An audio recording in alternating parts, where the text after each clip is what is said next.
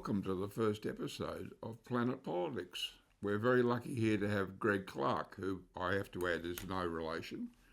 Greg comes from the island state of Tasmania in Australia, where he was educated at high school and got his first degree.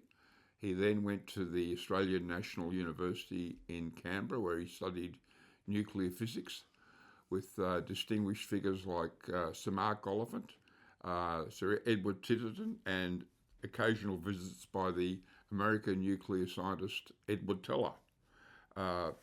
Greg then worked for the Harwell nuclear laboratories in the UK, came back to Australia and worked for a while with the CSIRO, was recruited by IBM, worked in the IBM laboratories at Westchester outside of New York. He was there for 15 years, and some of the work was sort of co-work with entities in Australia, like the James Cook University in North Queensland.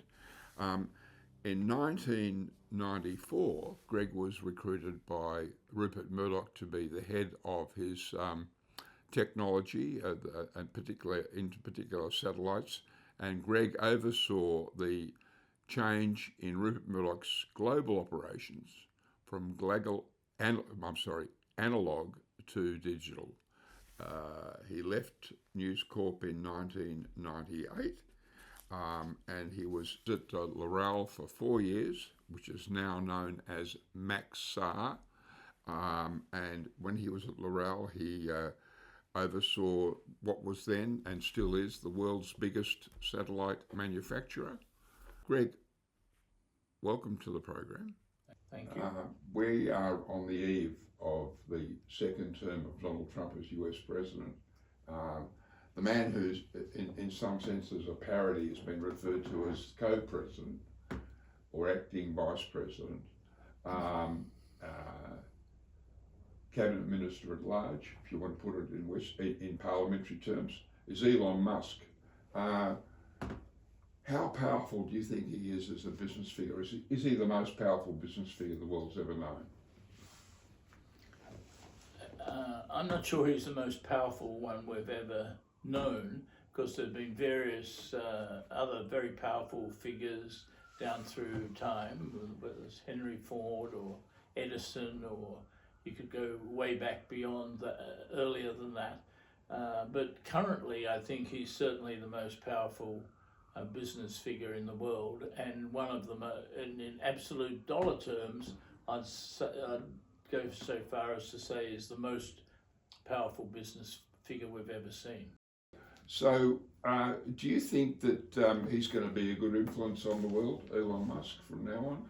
I certainly hope so, and I think he will be. It seems to me that wherever he's got involved, he's increased the efficiency of that technology and of that business. So I think he will be a major contributor, and I hope he can introduce efficiencies of that type into government. Whether he can do it or not is another question, just because so much of that inefficiency is deeply embedded in government structures. Of course, he's leveraged all that through his role with Donald Trump as president, and his key actual position is the co-head of the Department of Government Efficiency, where he seems to have a completely open-ended remit, and he's got all these extraordinary business influences, or roles, I should say. So I don't think there's anyone really approaching him in the world, is there? He had made all these achievements before he took this role with Trump. I think it's just indicative of his character, where he sees an opportunity and where he can contribute to society, that he steps up and tries to make a difference. And I suspect that Trump has taken advantage of having someone like that he can talk to, and he's probably had conversations, who am I to know, but so this new position is evolved out of that discussion. So you don't see anything inherently ominous or even dangerous about someone with that level of power, who has no, even though he's got this role with the Department of Government Efficiency, he doesn't really have a formal title in his role with the government, the US government. I think that's a bit weird.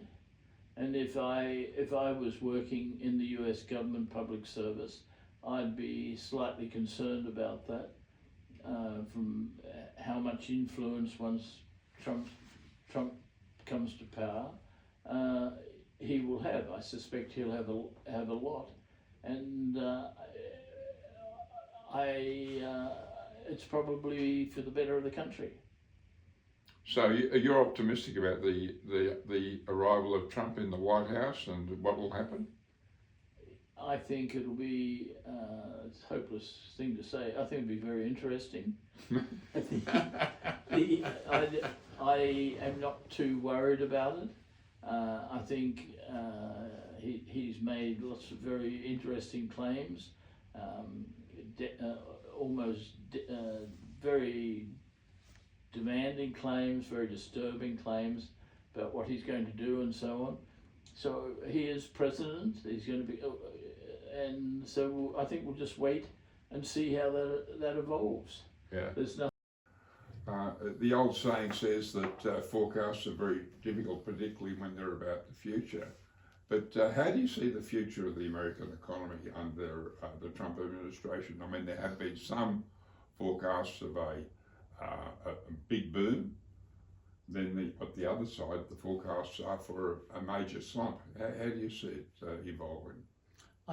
I think there'll be a boom.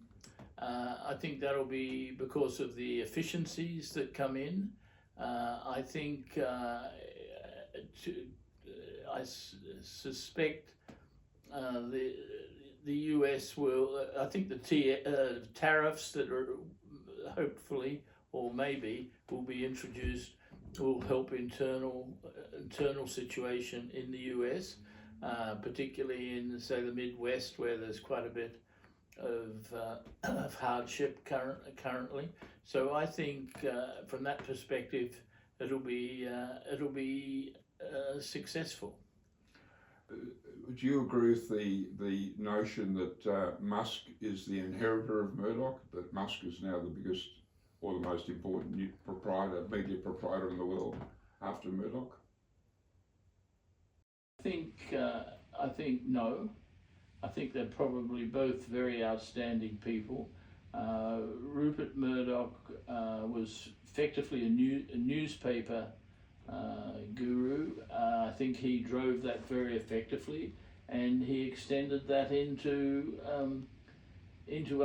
other dimensions, such as television and internet, and that's why he recruited me to look after his technology evolution. So I think that's very different. I think that Murdoch tries to cover the press, read which direction it's going in. Maybe he does try to deflect it a little bit, whereas Musk comes in like an atomic bomb. He moves into a new field, whether it be X, Tesla, whatever you wish to, whatever field you wish to talk about. Space is one, and he moves in there, and he doesn't gently change it. He makes it a very very dramatic change. Going back, I think Murdoch evolved with the changes in the technology world, whereas I think Elon Musk is causing quantum leaps. So, Greg, have you ever known a period in your lifetime where technology has been more important and is changing so quickly? Probably not. It's certainly changing extremely quickly, But I think technology's always been driving the human environment quite dramatically, and you go back to the time of Henry VIII. It was technology and the evolution of the book printing that changed that whole period then. But then if we move forward now, things are changing more and more rapidly, and inventions are coming along. So if you look since World War II, we've had the transistor come along, the integrated circuit, the whole computer environment, and as well as that, we've had dramatic changes in medical sciences, and all those and other sciences as well, even in economics and the contribution technology is making to, say, economics. So all that's changing as it always has, but there's no question that it's speeding up. On the negative side, I'm sure there are a lot of pluses, but on the negative side, is technology sort of, is the digital world making it less and less likely that people will read? I don't think so. I think if anything, it's the other way. It will make a change as to what they read. But that's not reflected in the sales of books or hard copy newspapers. Hard copy newspapers are a different story altogether. I think book sales, as I understand, are starting to go up again as people appreciate books. I know I certainly do, and just looking the other day at the books I purchased 2 years ago in 2022 compared to 2024, and I've purchased twice as many books in 2024 as I did in 2022. It's a small, irrelevant statistic. But newspapers, on the other hand, I think are becoming absolutely irrelevant. Right.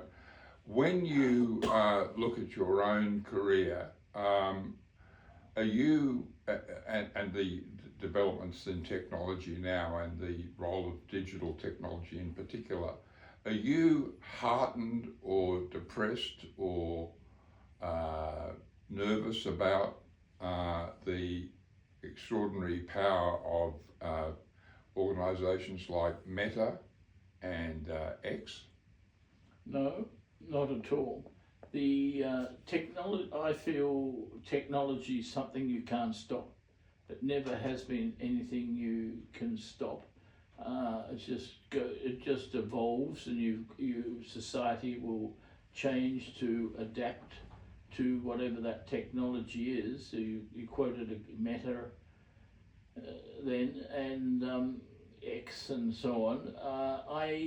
I think we just have to learn to live with them, and there's a lot of issue about the security on those devices, whether we should be editing them to a greater degree than we are. I think that's very difficult. I don't think you can, when the Catholic Church tried to impose restrictions on what the ordinary folk could learn from the Bible in the 1600s, it didn't work. We had got around that. I think now that something similar is perhaps occurring. I don't think governments can really stop. I think it all comes down to education, where we've got to educate people to edit within their own capabilities what they're reading. And it's one of the biggest worries I find is that people don't use their education or training to edit what they're reading, but tend to just get on a bandwagon and run with it. There's many issues about Donald Trump, but the one that seems to be repeated most of the time is just that he's got a very, very tenuous relationship to the truth. Do you think it's healthy that the president of the world's most powerful country is a serial liar?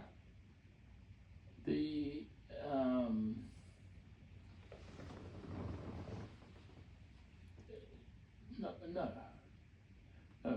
I don't.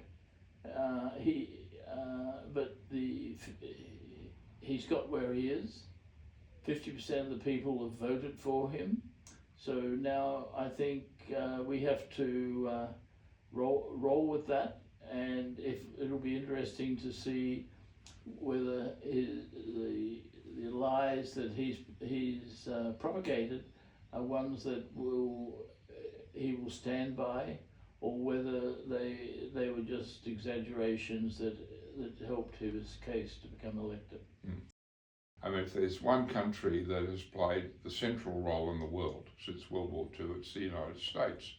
And even critics of the United States would concede that point. And so that's led to the designation of what the so-called American century, from more or less 1945, from the end of the war.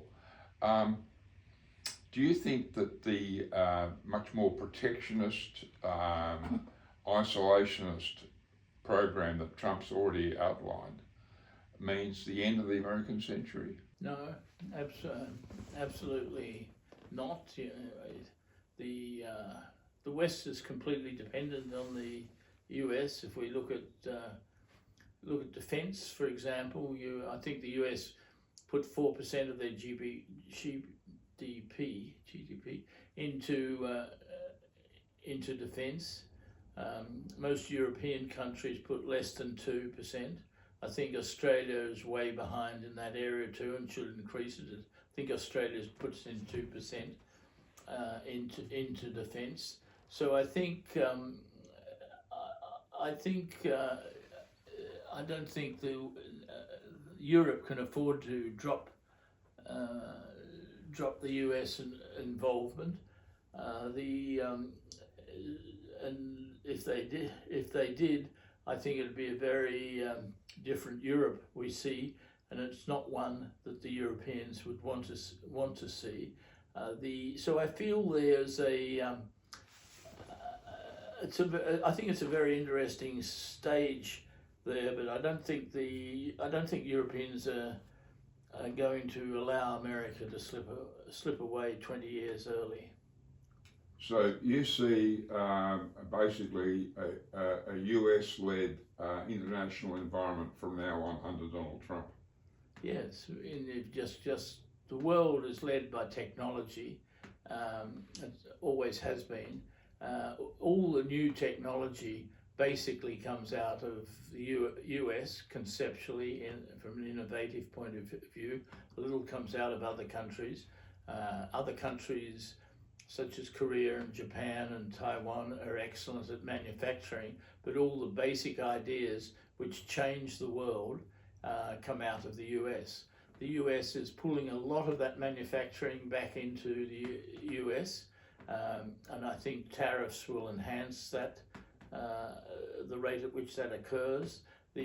So I think that I think it's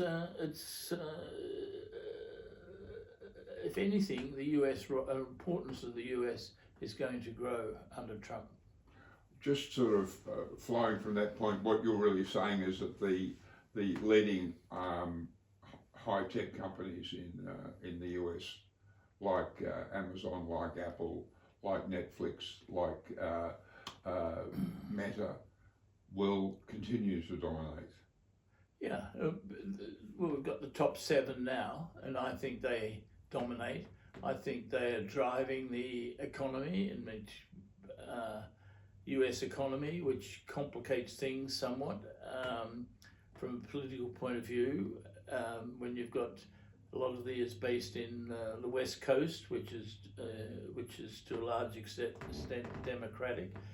So I think that sort of those group of companies will continue. Some of them will fade away, but new ones like NVIDIA will emerge. So I think that the innovation environment on the West Coast and the East Coast of the US will continue to drive the world economy. You said earlier that the world's led by innovation, by changes in technology. Looking over the next 10, 20, 30 years, or the next generation, what will be the big changes? I wish wish I could.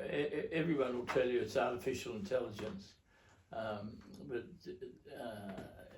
and I think that's important. I think it's a bit of a fad at the moment, and to a certain extent, we've always had machine learning, or for 30 years we've had machine learning, and artificial intelligence has come out of that. So I think that artificial intelligence will undoubtedly increase efficiencies. So that's one area that's very much to the front of people's mind at the moment. But I think there'll be other things that will occur. One, I think there'll be rapid changes in medicine. I sense, knowing nothing about medicine, but happy to talk about it, is that medicine will become much more personalised. So we'll find that drugs are fashioned for a particular individual, and so we'll have a much highly improved rate of successful treatment of diseases through drugs. I think there'll be a lot of effort. People obviously got rattled when COVID occurred. I was amazed how quickly the world responded with vaccines and so on. So I think that sort of area will be one we'll have to be very careful of, particularly as the population of the world increases so dramatically, mobility increases so dramatically.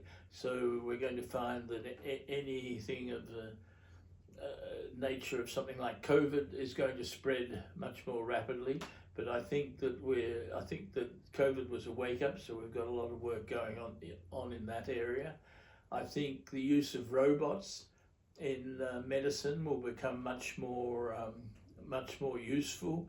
I was just reading about someone who had a heart replaced completely by a robot, very successfully. So I think that it doesn't always have to be in the technology and the social media communication area. That will continue to be important. I think that'll become a little bit run of the mill as the internet technologies have over the last 20 years. But I think we'll find other areas evolving, and perhaps some of them will evolve and not become and then fade away. I don't know, but others, and I'd hate to have to predict what they were. I think robots are going to become more and more important. You mentioned changes in medical technology. As you know, the nominated head of the Health and Human Services Department in the US is Robert F. Kennedy Jr. And the New York Times has reported during the week that in May of 2020, at the height of the COVID pandemic, he was active in trying to get the vaccine withdrawn from the US. Now he's the nominated head of the Health and Human Services Department. Does that concern you? Yes. Yeah. I think he's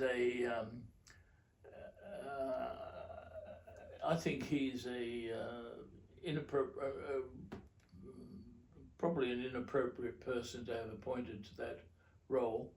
I know he tried to have the vaccines withdrawn, and there are a lot of people who have questions about that, about vaccines, whether they were the right thing to do or not. And he came down on that side. I can think of a number of people I know who I would consider smart cookies, who also disagreed with the idea of broad vaccination programs. But on the other hand, they were successful. And you're sitting there, I'm sitting here. I've had COVID several times, twice, and I had long COVID, I think. But I'm here, and for that, I'm grateful. So I think he's an unusual choice. I don't know why it was made. He did put his hand up to be president. He stepped down, and there was probably a deal made there. He's also opposed to the historic use of a vaccine to combat polio. I mean, millions of people have died from polio. Yeah. Well, I think that comes in the same category. Yeah. He lived near me in Westchester, and when my children were very young, he used to fly his eagles, I guess, from his wrist and down the local paddock, which gave them great joy. So I think he's a slightly unusual person. Whether he should be in, I definitely think he should not be in the role he's in now. Or he will become. Yeah. A lot of people have very dark views about the world now. That they feel that they're very opposed to Donald Trump. They're very alarmed at the changes and the disruption in politics in Europe. They're concerned about the rise of China. They have enormous concerns about President Vladimir Putin in Russia.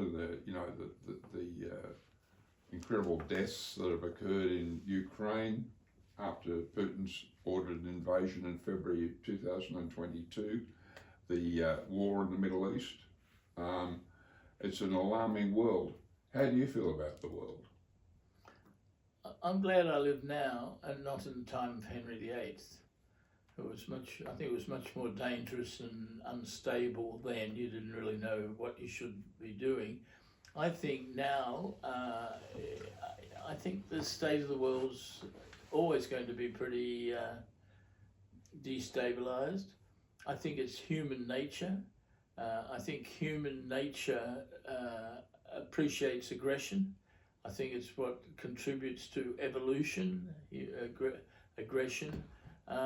So I think it'll probably never go away. So having said that, all the issues such as the huge number of people killed in the Ukraine, the huge number of people killed in the Sudan, and in the Middle East, I think is very disturbing.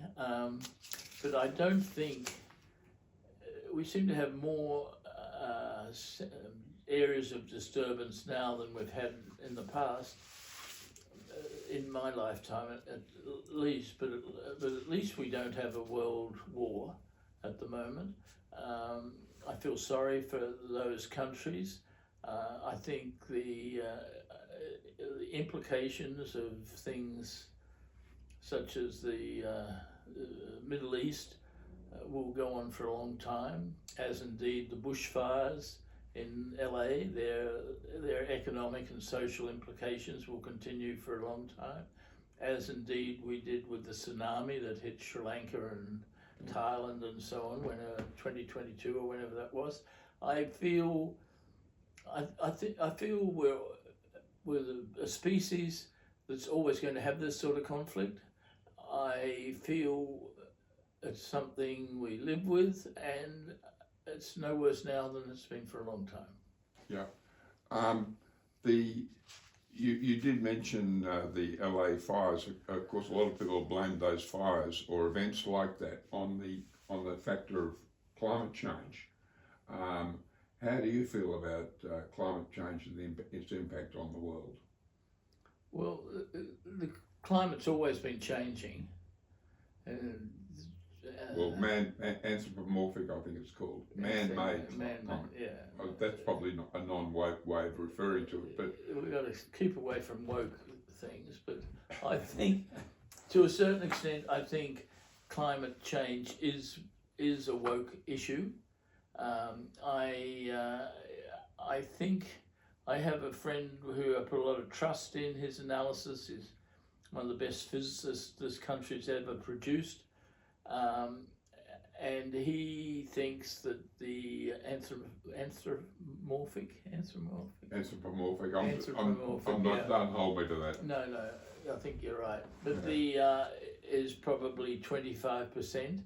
But he thinks a lot of the climate change we're seeing is to do with planet motion and star motion. You know, if you go out there at night now, you can see 5 or 6 planets all lined up, and he feels that's contributing to a large extent. So I think there are external factors contributing to climate change. Undoubtedly, climate change is occurring. Undoubtedly, we should stop putting CO2 and methane into the atmosphere, and we've got to reduce that dramatically. And you know, maybe we should just have less cattle around. That'll make a huge difference. I don't think we're going to be able to reduce the population of the Earth, but I think that's the ultimate solution to this.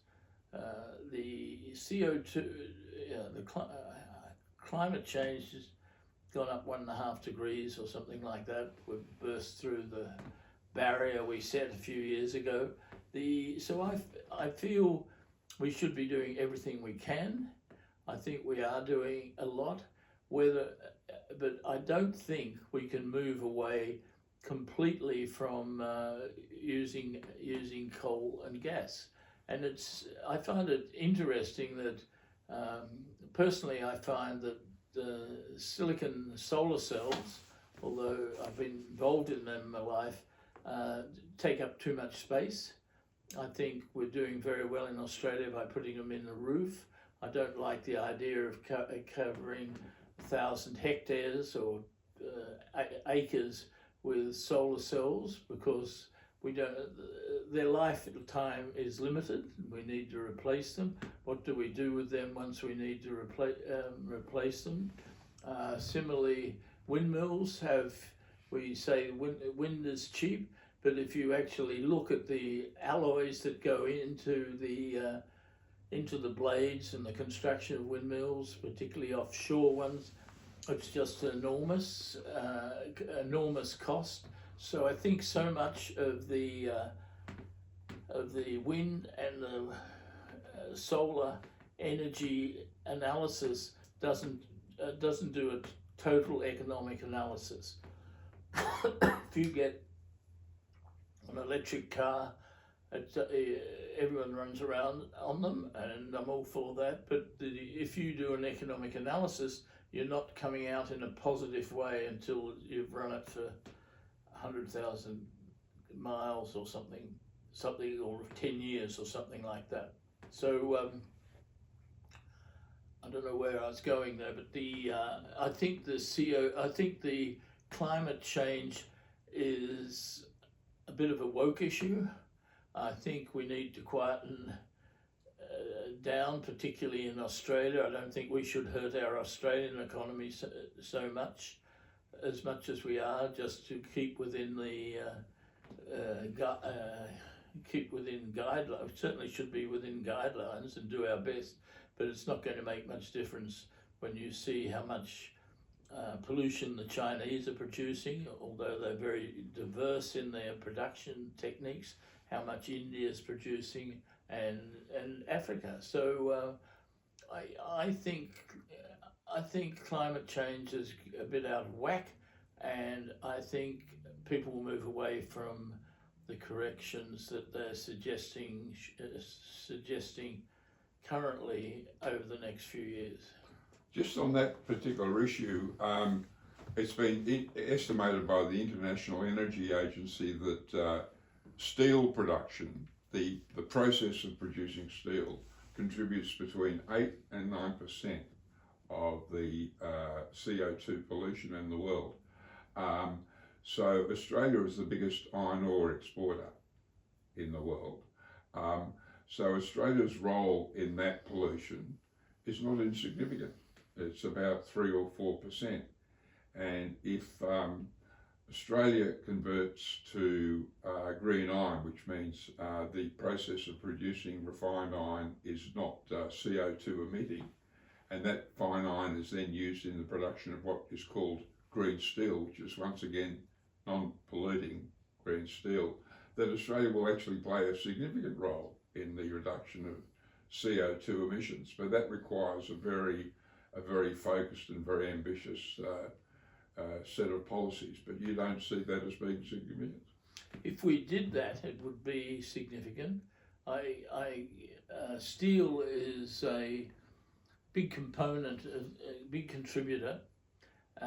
We don't make much steel in Australia. No. We produce the iron ore. I don't think it's good that we have to carry the burden for the CO2 from the countries that make the steel. But basically, we need steel in the world. We can't get by without steel. If you used aluminum, it's much worse. It's I think there's a lot of politics, UN orientated politics, in blaming whoever for the CO2 production. I think that we're too tolerant here.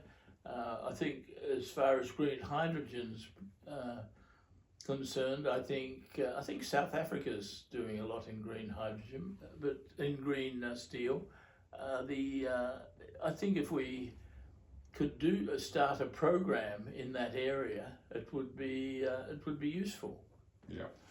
How do you think Rupert Murdoch, your former boss, views the second Trump presidency? I think that he'll be quite pleased that we've got a change in path in the US. I think that he will look at it and optimize his position within that new structure to his benefit. Could you? I know you do speak to Rupert Murdoch quite often. Could you expand on that at all? I don't speak as frequently as you probably think I do, but I think Mr. Murdoch is fairly right wing. I think he accommodates his position with respect to the politics, current politics, whatever country that's in, wherever he is, and we've just got to look at how he adapted to become quite close to Tony Blair in England when Blair became Prime Minister. I was quite close to that, and I was quite amazed how flexible he is. So I think basically he is a newspaper man, and he wants to deliver the news. He uses the press for his own advantage, and from the point of view of selling newspapers or TV time.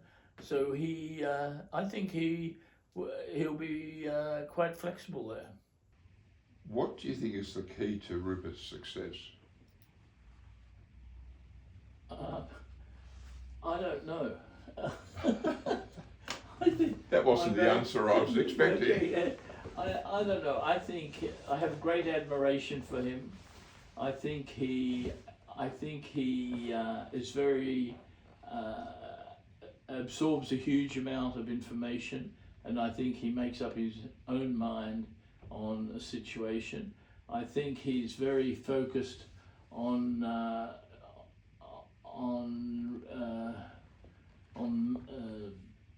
economic outcomes, which is always so. I think that's a good goal for him or for anyone in these times. So I think that he is. I think he's a visionary. I think he was a visionary from starting off in Australia with a few newspapers, and even here starting the Australian, and then he moved to England, and he really did change that environment there. And I remember he moved to America. He changed the newspaper industry in the US quite a good deal, and then he branched out. He went into television. he moved to LA, purchased Fox Studios. So he's always looking one step ahead, and I think he's very conscious of the financial models for these enterprises. I don't think he is. I don't think I think he's visionary, but within a well-contained financial model. And then satellite TV came along. I was very involved in with him. That's almost with streaming. That's pretty well disappeared now to a large extent.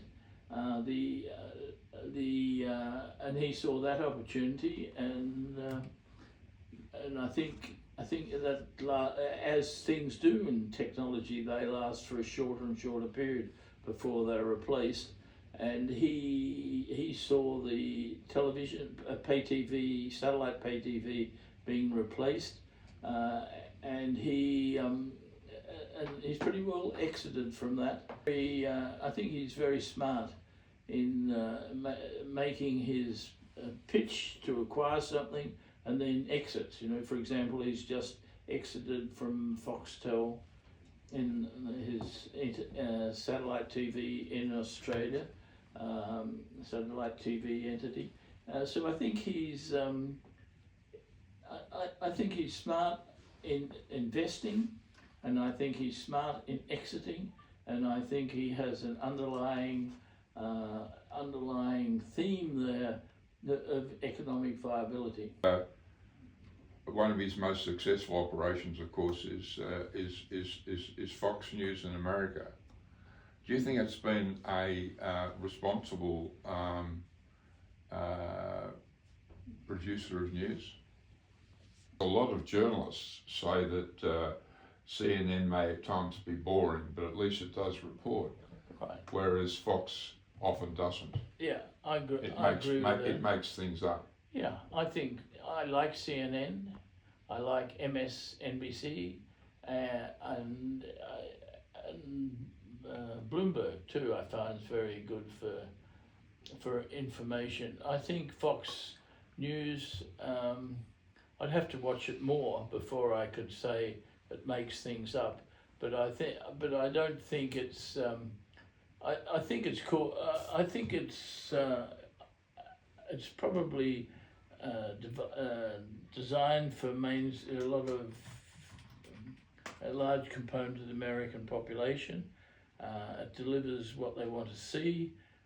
It's not what I want to see, and it may be misleading to them. Yeah. So. But at least it has integrity. It called some of Trump's outcomes in the previous election before he did. It has done that, but it's also got into trouble with the Trump people, and also even with its the journalist who reported on Fox that Trump had lost the 2020 election was punished and left the network. Mm-hmm. Yeah, I can't comment on that. I don't know. No. Going back to the US post the 2024 election and Trump's arrival in the presidency, do you worry at all about the relations between the US and key countries like China and, of course, the European Union and countries like Japan and South Korea and Australia? China always concerns me because of small divisions between government policy and the Chinese commercial arena.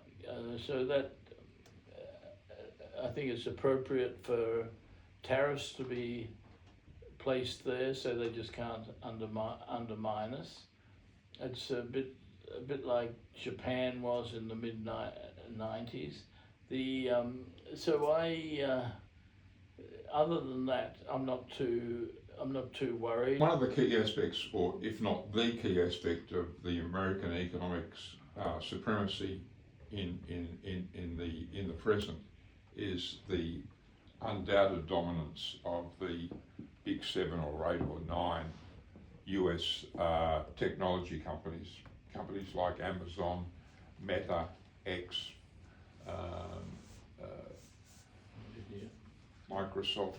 There's so many. Netflix, going across a range of areas. Do you see that supremacy continuing? Yeah, I think it will. At least for the next 20 years or so. I think those companies have got a huge amount of momentum. They're attracting the best brains from around the world, as we see Musk now trying to influence the H-1 visa in the US so that Indian smarties can come in and help technology companies.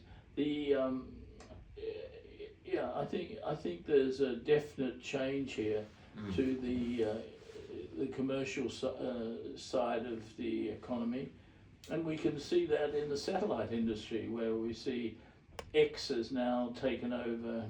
SpaceX sorry, I shouldn't say X. SpaceX has really become the dominant player in the space industry. They're here to stay for at least a reasonable point of view. That doesn't apply in China or somewhere like that, but in the US, I think it does. When you say it doesn't apply to China, where do you see China going in terms of cutting edge technology? I think they're outstanding. Some of the universities are outstanding in areas like AI. I think we're going to hear more and more about them. But I think it's very hard in China to establish, and we've seen various cases of this, establish an economic, independent commercial entity that delivers some outstanding technology that has a worldwide influence. The government, to me, always seems to get in the loop there. We can see this with electric cars at the moment. But does that mean that China's always going to be behind or not? There are a lot of people in China, and so you can be less efficient and still achieve equivalent goals. I don't think, I think in weapons or something like that, China's probably competing pretty well. Equivalent is equivalent. It's interesting that if you have something like artificial intelligence, that tends to come out of private commercial entities in the US, but it's picked up by China and run with it. I hadn't really ever thought about it, but I can't think of any technology in the last 50 years that's come out of China and become a worldwide critical technology for use. And you don't see that situation changing? In other words, you see the US always being the technology innovation leader because of their different systems, essentially? Yes. I think the US financial funding situation supports these small, smart startup kids, and sometimes they grow and blossom. I don't know China well enough to comment on that there, but I'm not aware of that sort of situation there. There are some areas where China's done very, very well. For example, in Taiwan, they've become quite outstanding in some various technologies there that have transferred to mainland China. But I just haven't seen these evolution evolutionary steps come out of China, and this may reflect on my ignorance, but I feel that they do pick up these things extremely quickly. One of the things that I'm very aware of is that the Chinese embed their scientists in entities, in research entities around the world, and universities, and then use that as a mechanism for seeing where things are evolving. Always remember, and I don't say this in a negative way because I really like these people as scientists, but I was always amazed when I worked in the IBM research labs at the number of Chinese research people working there, and now whenever I hear of them, they're back in Taiwan or China with outstanding positions. So they were smart people, they contributed there, and I'm not saying anything negative about them, but I think China as an entity has captured their skills and moved it back, and I'm aware of that also in some Australian universities where that occurs. Are you saying politely that that's their form of industrial espionage? I didn't know I was being polite. Yeah. So Yeah. you are saying that. Yes. Yeah. Yeah. Whether, when I talked about IBM, that was early days, it's 20, 30 years ago. I'm not sure that they were, how conscious they were at that stage of what was occurring, or whether they just took advantage of what had occurred there. Yeah. Going back to the the sort of world order, so to speak, as far as we can see, say 20, 30, 40 years, maybe even to the end of this century, do you think the US will be dominant in the world as it is now?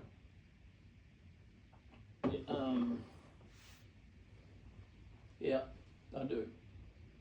I think, empires come and go. They tend to have become shorter as time's gone by. I think from a technological point of view, US is still going to be the dominant entity, and in the next 50 to 100 years. A lot of that transfers in, if you want to, transfers into defence technology.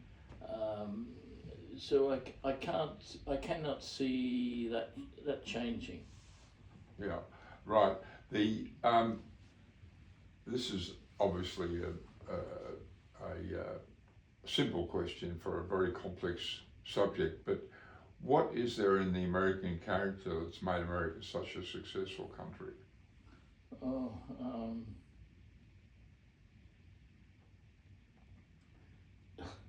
That's a very tough question. I think it's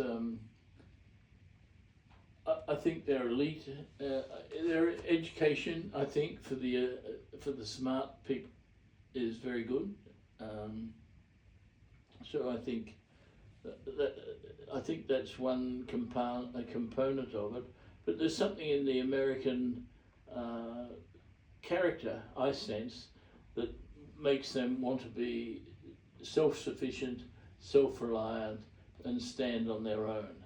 And I don't think they have as much respect for the social underclass as other countries do. I don't know about Europe so much, but say England, Australia, I think we've got a reasonable balance. So I think there's something in the American character that makes them want to survive, and not only survive but stand out. Right.